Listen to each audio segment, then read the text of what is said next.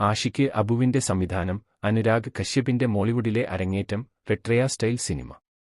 പ്രേക്ഷകരുടെ കാത്തിരിപ്പിനോട് പൂർണ്ണമായും നീതി പുലർത്തിയ ചിത്രമാണ് റൈഫിൾ ക്ലബ്ബ്. മാസും ക്ലാസും ചേർന്നൊരുക്കിയ പടം പ്രേക്ഷകരെ ത്രസിപ്പിക്കുമെന്നുറപ്പ്. OPM സിനിമാസിന്റെ ബാനറിൽ ആഷിഖ് അബു, വിൻസെന്റ് വടക്കൻ, വിശാൽ വിൻസെന്റ് ടോണി എന്നിവർ ചേർന്നാണ് ചിത്രം നിർമ്മിച്ചത്.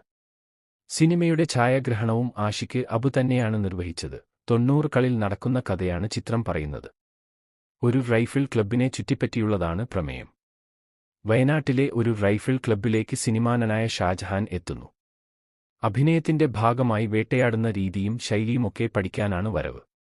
എന്നാൽ അവർ ക്ലബ്ബിലെത്തുന്ന അതേ ദിവസം തന്നെ അവിടെ ഷാജഹാന്റെ ബന്ധുവായ യുവാവും കൂട്ടുകാരിയായ യുവതിയുമെത്തുന്നു. അവർ ചില പ്രശ്നങ്ങൾ സൃഷ്ടിച്ചാണ് അവിടെ എത്തുന്നത്. അതിന്റെ ഭാഗമായി ആ റൈഫിൾ ക്ലബ്ബ് ആക്രമിക്കപ്പെടുന്നു. തുടർന്നുണ്ടാകുന്ന സംഭവവികാസങ്ങൾ പ്രേക്ഷകരെ മുൾമുനയിൽ നിർത്തുമെന്നുറപ്പ്. ആദ്യ പകുതിയിൽ പ്രേക്ഷകരെ കഥാപശ്ചാത്തലം പരിചയപ്പെടുത്തുകയാണെങ്കിൽ രണ്ടാം പകുതിയിൽ അടിമുടി ത്രില്ലിംഗ് ആണ്. വെടിവെപ്പും ചോര കലർന്ന പോരാട്ടങ്ങളുമൊക്കെയായി സിനിമയുടെ മൂഡ് മറ്റൊന്നാകുന്നു. പിന്നീടങ്ങോട്ടുള്ള കഥയുടെ സഞ്ചാരം അക്ഷരാർത്ഥത്തിൽ നെഞ്ചിടിപ്പേറ്റുന്നതുകൂടിയാണ്. മാസ് സീനുകളും ഡയലോഗുകളും കൊണ്ട് സംവിധായകൻ പ്രേക്ഷകർക്ക് വിരുന്നൊരുക്കിയിരിക്കുന്നുവെന്ന് പറയാം. പ്രതികാരത്തിനായി വില്ലനും സംഘവും റൈഫിൾ ക്ലബ്ബിലെത്തുമ്പോൾ പിന്നെ കഥയുടെ പോക്ക് വേറെ ലെവലാണ്. പവർ പാക്ഡ് കഥാപാത്രങ്ങളാണ് സിനിമയുടെ മറ്റൊരു ഹൈലൈറ്റ്. സിനിമയിലെ ഓരോ കഥാപാത്രങ്ങളും മികച്ചു നിൽക്കുന്നുണ്ട്. റൈഫിൾ ക്ലബ്ബിന്റെ സെക്രട്ടറിയായ അവറാനായി ദിലീഷ് പോത്തൻ ഗംഭീരമാക്കി.